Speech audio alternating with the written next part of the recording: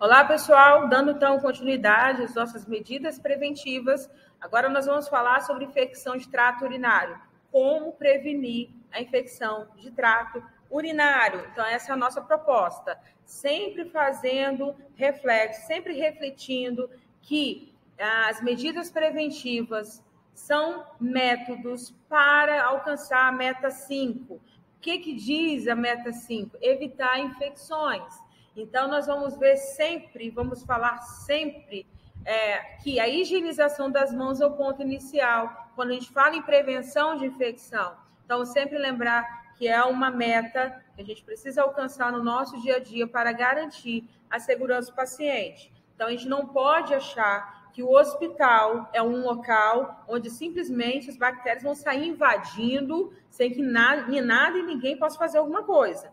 Tá? Que não é bem assim. Graças a Deus, bactéria não voa, bactéria não passa parede, né? Não transporta, né? Infelizmente, isso não acontece. Então, cabe a nós, naquilo que nos cabe, no nosso exercício, alcançar essa meta de assegurar que esse paciente vai ter aquilo que ele precisa quando estiver aqui conosco. Então, esse material é o Manual da Anvisa, é o que nós vamos utilizar como uma base para essa revisão sobre medidas preventivas, que é o capítulo 2. E só uma observação, como a gente falou na infecção de trato respiratório, vamos entender que o capítulo 2, o segundo ponto a ser trabalhado por nós profissionais, não é à toa a infecção de trato urinário. Juntamente com a infecção de trato respiratório, são as protagonistas na piora do paciente. Então, a gente precisa estabelecer aquilo que nos cabe, essas barreiras. Então, vamos lá. Primeiro, o que é infecção de trato urinário? Então, como foi falado anteriormente, é uma das causas prevalentes das infecções relacionadas à assistência à saúde. Grande potencial preventivo. Ora, por que um dos protagonistas estão nos vencendo? Então, a gente precisa rever nossa prática, tá? O diagnóstico é tanto clínico quanto laboratorial. E as ITUs são responsáveis por 35% a 45% das infecções totais em pacientes adultos. Então, nós temos 4 tipos de infecções relacionadas à assistência à saúde: trato urinário, corrente sanguínea, respiratório e cirúrgico. Ela é simplesmente, das 4, a que tem mais incidência. Então, a gente precisa rever nossa prática. Então, a gente não está falando de um paciente que a gente está falando de paciente que está alvo do nosso cuidado e que precisa ter barreiras ali, porque o nosso cuidado, se a gente não estabelecer barreira, é corrente para infecção. Então, definindo infecção, ITU associada a catéter, ITU não associada a catéter, e a ISO, né? A ISU, infecção do sistema urinárias, ou seja, são outras infecções. Então, por exemplo, catéter vesical de demora, essa nota aí é um print do manual que nós estamos trabalhando nesse treinamento. Então, considera-se aquele que entra pelo orifício da uretra. Então, infecção de trato urinário é aquele que passa pela uretra e permanece.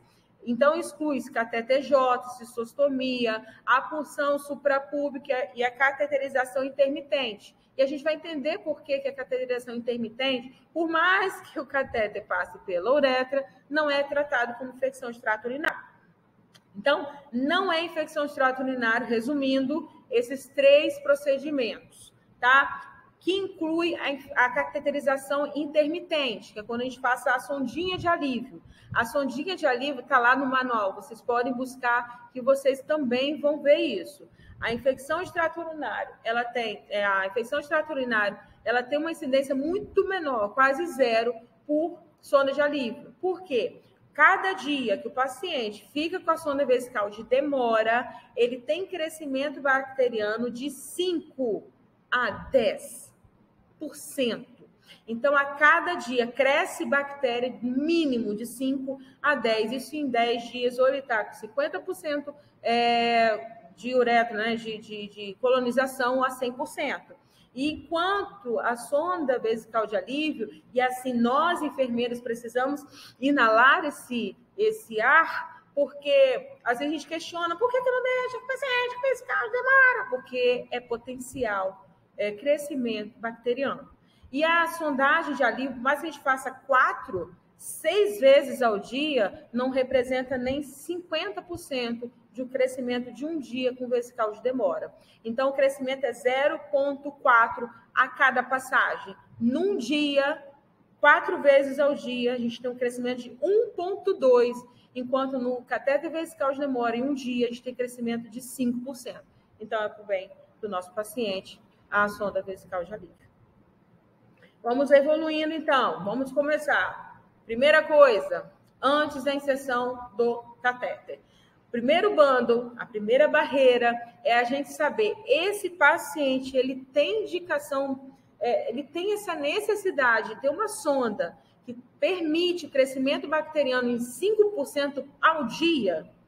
Então, uma discussão muito próxima entre o enfermeiro e o médico. Ele precisa disso?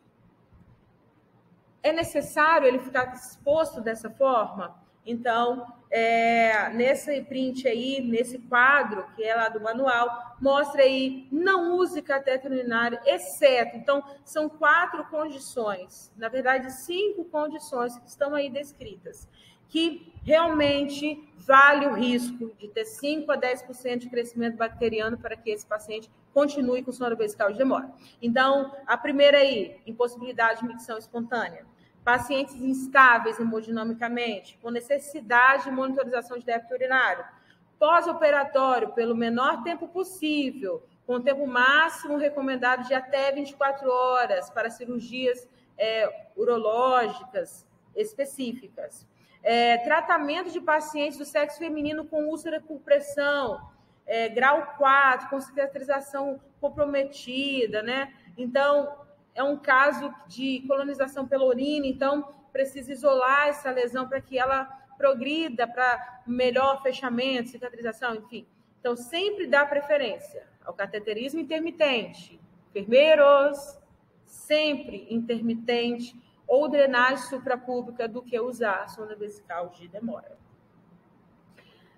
Na inserção do catéter, somos nós, enfermeiro, vamos bater no peito, 99% somos nós. Higienização das mãos, fazer apenas com indicação, realizar protocolo de sondagem, então não é do jeito que eu acho, você faz um jeito, a outra já pensa do outro, então a gente tem que seguir um protocolo.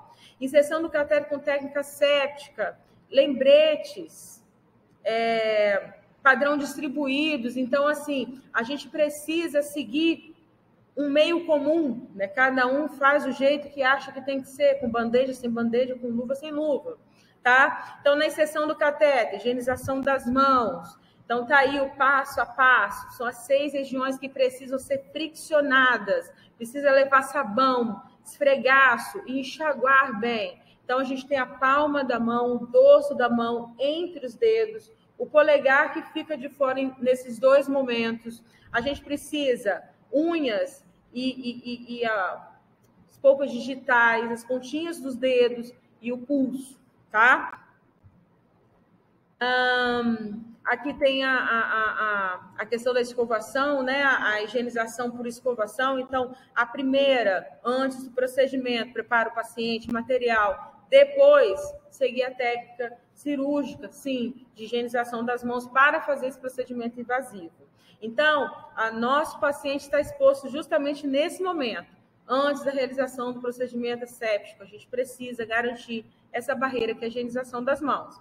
Já na inserção, para os protocolos de sondagem, então, é fazer uma higiene íntima prévia, usar o EPI, né?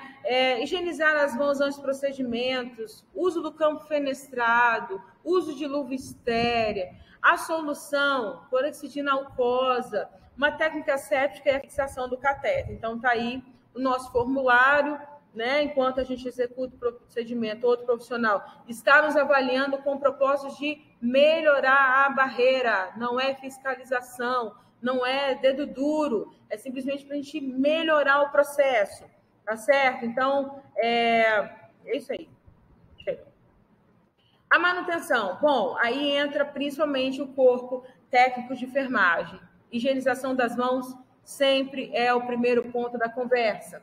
Então, como que a gente mantém um catéter que já tem um crescimento exacerbado para que a gente não dê o último tiro? O que a gente precisa fazer para estabelecer essa barreira?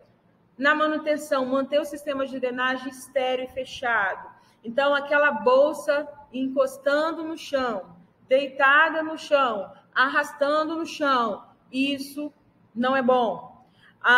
Aquele injetor lá na sonda para coleta, tá, enfermeiros, de amostra de urina, aquilo ali precisa ser friccionado álcool com gaze, esfregado aquilo, deixar secar para colocar a seringa, né? Sair colocando a seringa com a agulha e puxa urina, já fiz minha parte. Não. A gente, para fazer a coisa correta, do jeito que precisa ser feito, e por isso que nós estamos aqui, mão de obra qualificada, a gente precisa garantir essa barreira, tá? A questão ali daquele aquele dispositivo, aquele injetor ali que fecha a sonda lá na parte final, vamos fazer a proteção daquilo ali. Muitos fabricantes hoje já estão disponibilizando a tampinha. Não vamos perder a tampinha, ela tem utilidade, tá? Ainda na manipulação do sistema, o paciente está com sonda vesical de demora, técnicos de enfermagem, enfermeiros, médicos, fisioterapeutas, quem está passando no leito não pode achar normal uma bolsa no chão, tá certo? Técnico de enfermagem vai desprezar essa urina? Não deixa, o saco é grande, gente, mas não é para encher até a boca. Parece que a bicha vai explodir. Isso aí rompeu barreira. Tá? O micro-organismo está ganhando força por alteração de pressão. Ele conseguir avançar, retornar, tá certo? Para o trato urinário. Então, a gente precisa garantir 2/3, com certeza. Deu 2/3 é o máximo. Vamos drenar essa bolsa, tá? A fixação do catéter, misericórdia, né? Qual é a posição de fixar esse catéter? Enfermeiros na hora da passagem, técnicos na manutenção, depois de banho, como é que a gente fixa o catéter? Então, vejam lá, a primeira, o padrão ouro para o homem é suprapúbica, tá? Na impossibilidade de ser suprapúbica, porque o paciente tem mais jeito de puxar, enfim. Aí a gente pode colocar lateral, na região da face interna da coxa. Então, homens e mulheres, face interna da coxa, quando o homem tem alguma impossibilidade de ser suprapúbica. Higiene. Não é porque o paciente está com sonda vesical de demora que o trem lá embaixo fica autolimpante. Então, assim, a gente precisa estabelecer essa barreira de proteger o paciente de uma infecção extralumial, ou seja, está fora do catéter. A gente precisa fazer a higiene, porque é um catéter que pode ter contato com fezes, com a umidade da região perianal. Então, assim, a gente precisa fazer 3 vezes ao dia, manhã, tarde, noite, água, sabão, lavar aquela região ali, para estabelecer barreira para infecção de trato urinário. Então, estou diante de um paciente que está com sonda vesical de demora, seja você técnico de enfermagem, enfermeiro, médico, fisioterapeuta. Ele precisa permanecer com esse catéter? O catéter está fixado nas 2 regiões, ou interna mesmo da coxa, ou suprapúbica, no caso dos homens. O coletor está abaixo do nível, sem encostar no piso. Então, vai baixar a cama, lembra que o paciente está com sonda vesical de demora, ela precisa estar acima, não pode encostar no chão. E de preferência com a tampinha lá. Descarte da urina está adequado, é no máximo 2/3, o ideal sempre 1/3, mas no máximo 2/3. Então, são barreiras que a gente precisa garantir para esse paciente. Então, os 5 mandamentos para a prevenção de infecção de trato urinário no mundo, isso não é coisa da cabeça de brasileiro. Aí, teoricamente, não seria 100% confiável, né? Mas, enfim, no mundo, os 5 mandamentos são utilizar a técnica séptica na inserção do catéter, registrar no prontuário a higiene perineal na inserção e manutenção da sonda, manter saco coletor abaixo da bexiga, distante do piso, no máximo. Aqui está 1/3, né, da sua capacidade, que é o padrão ouro. Não agendar troca rotineira de sonda, médicos, por favor, doutores, não existe isso. Fazer troca, não, porque o paciente não existe isso. Uma coisa que a gente tratava muito na pediatria com os bebês pós-cardíaca, né, cirurgia cardíaca. Tá extravasando, tem que trocar a sonda. A sonda, quanto menor lume, melhor. Dificulta, tá? É uma barreira. Então, não existe troca rotineira de sonda vesical de demora, tá? Então, recordando, esses são as barreiras que a gente estabelece desde a indicação, na inserção e na manutenção desse catéter vesical de demora. Então, infecção hospitalar é coisa séria. As pessoas morrem, não é nem pela causa de elas estarem no hospital, mas, infelizmente, por infecção que era basicamente prevenível, como uma infecção de trato urinário pode ser, é a Anvisa que está falando, é a CDC que está falando, então são muitas pessoas falando sobre isso, então merece a nossa atenção. Até a próxima.